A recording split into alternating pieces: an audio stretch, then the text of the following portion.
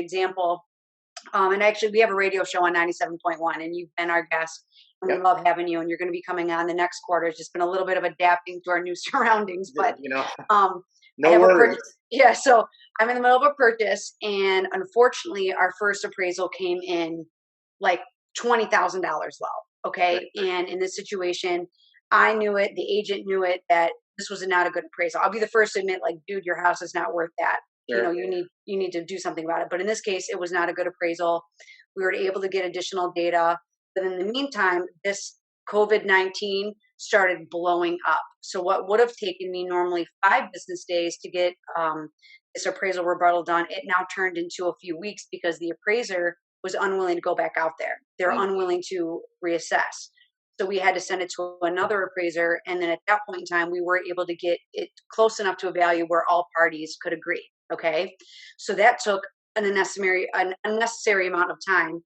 And then fast forward again, in the middle of this, we go to do her verification of appointment. She's now laid off. She's living in a hotel. Okay.